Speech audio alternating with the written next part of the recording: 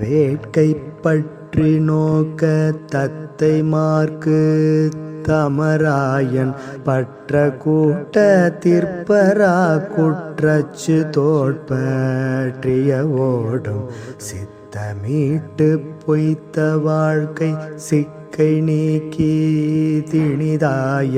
சித்திரவாக்கு பெற்று வாழ்த்தி செச்சை சாத்த பெருவேணு கொத்து 110 நாட்ட கொற்ற வேத்து கரசாய குக்குடாத்த சர்ப்ப கோத்திர பொற்ப வேர்க்கை குமரேச